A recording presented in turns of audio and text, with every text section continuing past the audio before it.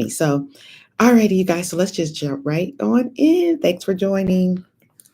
I'm Dr. Celeste Owens, author, speaker, and leader of the Global Surrender Movement. I like to say that surrender is doing God's will His way all the time. God's will His way. So not God's will your way, not just your way, but really being in tune and in the flow of God so that you could do His will His way. And then that way, that's going to bring you to an abundant harvest. And it's actually going to bring you to what we're talking about today.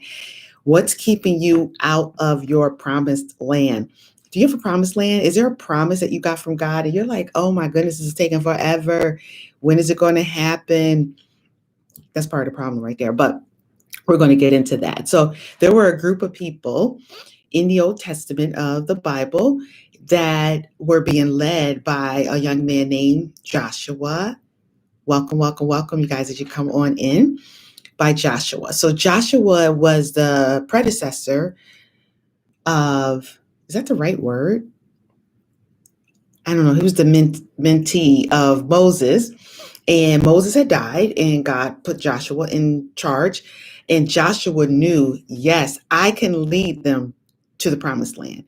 But he had to be totally connected to God, totally listening, and being able to move forward in that thing. So in the third chapter of Joshua, after these people had wandered 40 years, y'all, not 40 days, 40 years, they had wandered. And finally, in the third chapter of Joshua, they finally get it together and they're finally entering into their promised land. And it says in Joshua 3:17b, all the nations finished passing over the Jordan. All the nations finished passing over the Jordan. That right there is so rich. All the nations finished. Every single one of them got there. They got to their promised land, right? I love it. So they got to their promised land. So the children of Israel definitely could have passed sooner into the promised land. They definitely could have passed sooner. But there was something that kept them stuck and not passing sooner. So let's talk about that. Why is there a delay? So I know you all are listening. Some of you are listening live. Some of you are going to be catching this by replay. But are you waiting on something and you're like, this thing seems to be taking forever? Forever. It's okay. Delay, but not deny. You've heard that term before. So though it waits, though it tarries, it shall come to pass. So don't get all caught up in thinking wrong, having the wrong mindset. Because what happened with the children of Israel is that they did have wilderness mentalities. They had attitude that wasn't inducive or conducive to them passing through to the promised land. And in fact, all of their parents, so these were the kids or maybe even the grandkids of some of the people who had originally come out of Egypt, because all of that first group was unable to pass because of this wilderness mentality they had. They had these wrong patterns of thinking that kept them wandering in the wilderness for 40 years, which is like crazy, right? 40 years. Some of you have been waiting on something. Hopefully it has not been 40 years. Hopefully it has not been, unless that's God's will, okay? But if it's like something you're doing, let's talk about it today. Let's release some things today so you can move forward. So one of the things that there were a number of different ways in which they thought that were related to the wilderness, but one thing that they did do is one wilderness mentality was for them impatience. They had an impatient attitude. Like they were rush. Kind of sounds like this day and age. Rush, hurry up. I want to get it done. Come on, God, you keep me from being great. Come on, let's move. You need to bring whatever it is, whatever that promise is. They wouldn't stay calm. They wouldn't they weren't willing to suffer long. I mean, and it wouldn't have been 40 years. If they would just suffered long in the moment that they had to do it, it would have probably been a way shorter. In fact, they say that I forget how many miles, some of you Bible scholars who are listening now might know how many miles it was from where they were to the promised land. It wasn't even like a very far distance at all. It's amazing that they just kept passing the sign that said over here, it's over here. So they weren't willing to do that. So how could they be ready? Okay, as I think about them entering the promised land, looking at some of my notes, how could they be ready to enter the promised land and drive off the current occupants if they couldn't be patient and steadfast during a little inconvenience. It's just a little inconvenience. What? I'm in the wilderness and I'm only eating manna. At least I got food. I mean, they could even switch their mindset to be something different. They were so we when I was in Egypt, we ate good. Y'all were slaves. Stop playing.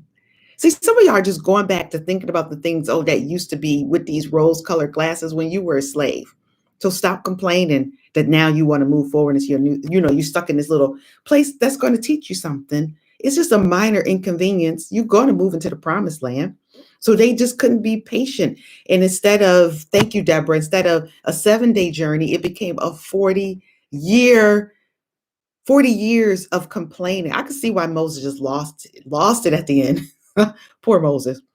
I mean, yes, he should listen to God. Yes, he shouldn't have struck that rock or whatever it was. I just wish he would have made it to the promised land. I feel so bad for him, but he got to heaven, so it's okay. I'm assuming. So anyway, they just were patient. They were just like murmuring, thank you, and complaining, like just ridiculous. So it was just a minor inconvenience. So what I'm encouraging you to do today, long story short, wait without complaint. Someone could put that in the chat, please. Wait without complaint. Yes. Wait without complaint. If you're going to get to your promised land, there's going to be a transition. There's always a transition. Life is full of transitions. So please just wait without complaint. Watch your tongue. Train yourself to speak life. Life and death, is in the power of the tongue. Teach yourself to speak life. Patience is a fruit of the spirit. You know that. Long suffering, temperance, all of that stuff. There's all these fruit of the spirit. Patience is one of them. So we need to be patient. So the more you resist, the more you are murmuring, the more you are complaining, the more you are talking to everybody you can about how slow this process is going and how you think it will never happen. Yeah. You just speaking death. Go ahead. Keep on. I don't encourage you to do that. No. Learn to respond patiently. Find yourself just giving God the glory, giving him the praises, and then you will find yourself in this place of peace and joy, and you will see yourself be transitioned and arrive to your promised land. So let me give you an example. I always got an example for you from my own life, and some of you could pop in the chat if you could think about a time that you were waiting on something and how it really brought forth a fruit or a harvest, I should say, for you.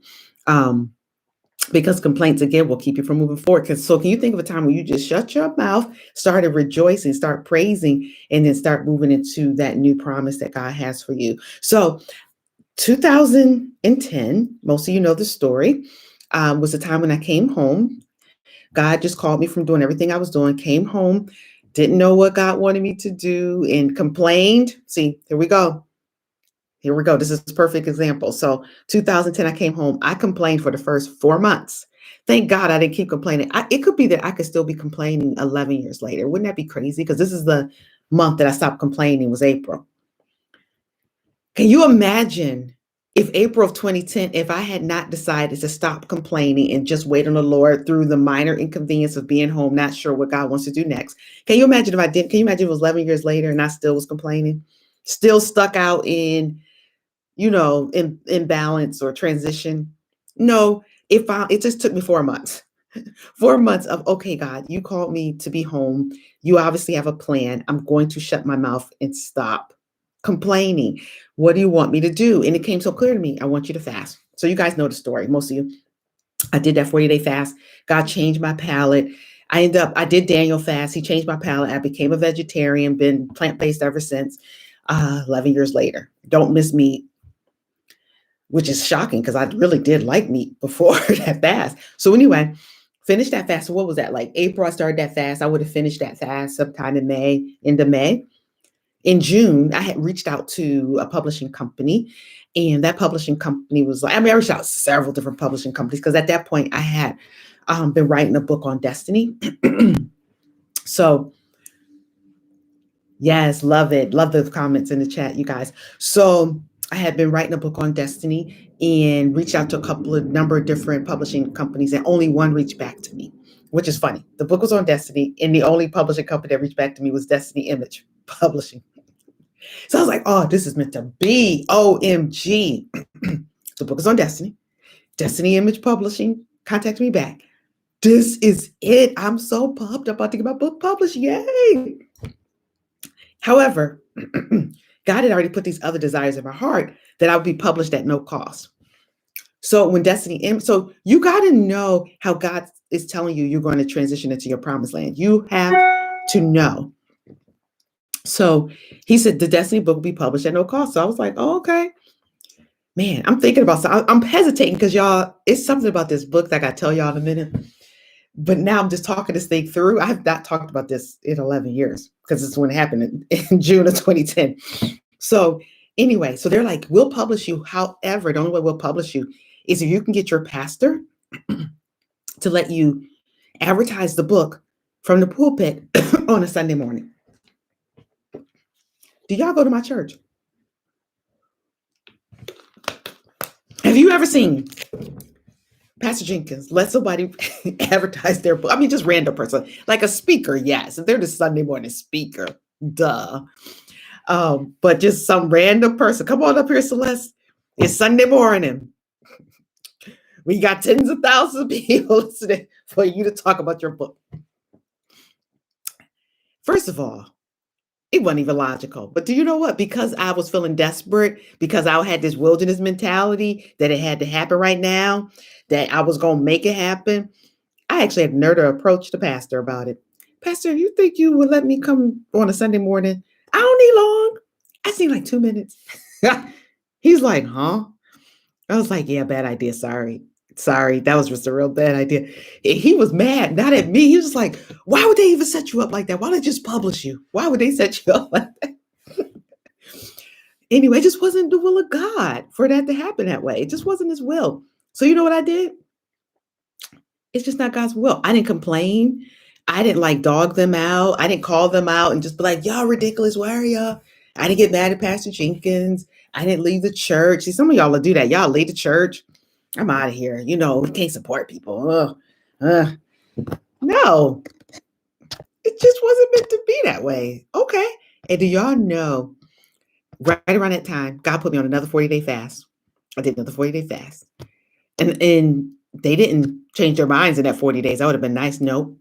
Guess what? September again, do another one. Another 40-day fast. Good gracious. I got a lot of fasting. I must got a lot of stuff wrong with me. What's going on? Y'all know the story. I do the third 40-day fast that year. Invite people to fast with me.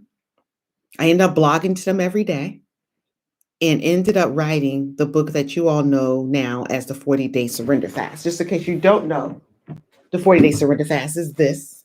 Bam. It's always close by. You see, it was just on my floor. This book. I wrote this book. I didn't even write the Destiny book. I wrote this book.